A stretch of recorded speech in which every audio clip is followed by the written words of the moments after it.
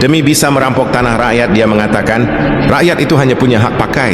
Sebenarnya semua adalah tanah negara. Lalu kemudian berkata lagi, dari mana jalannya tanah warisanmu? Emangnya mbahmu menciptakan tanah? Okelah, kita berikan pencerahan kepada mereka. Syarat terbentuknya sebuah negara hanya dua. Satu, tanah atau wilayah. Dua, rakyat.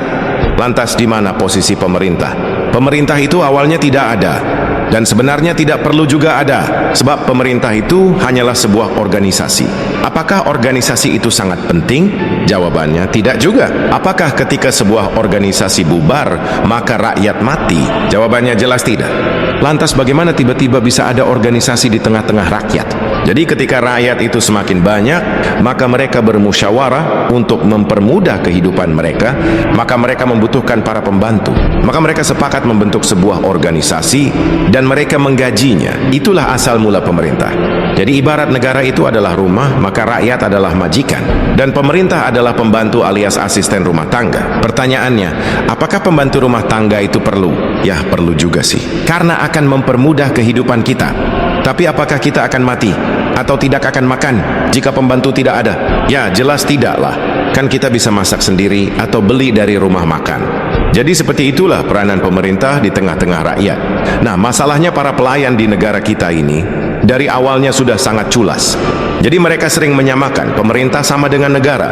Disinilah awal mula kesesatannya. Sehingga mereka berpikir berarti tanah negara adalah tanah pemerintah. Boom, hancur sudah kan? Mereka salah persepsi.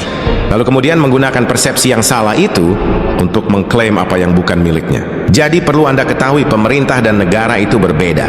Oke, untuk meluruskan pemahaman mereka, kita akan pakai istilah Yunani. Sebab Yunani adalah pusat filosofi dunia, di mana hampir semua konstitusi negara-negara di dunia itu diadopsi dari filsafat Yunani. Jadi negara dalam bahasa Yunani disebut hora. Hora artinya adalah tanah atau wilayah tempat tinggal manusia alias rakyat, kampung halaman atau negeri. Kemudian rakyat dalam bahasa Yunani disebut demos. Nah, jadi jika Anda menyebutkan kata demokrasi atau negara demokrasi, itu artinya kedaulatan rakyat. Sebab demokrasi berasal dari dua kata, yaitu demos dan kratos. Demos artinya rakyat. Kratos artinya majikan, pemilik, pencipta, tuan, dewa, ataupun Tuhan.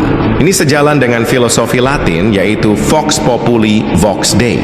Artinya suara rakyat adalah suara Tuhan, atau kehendak rakyat adalah kehendak Tuhan.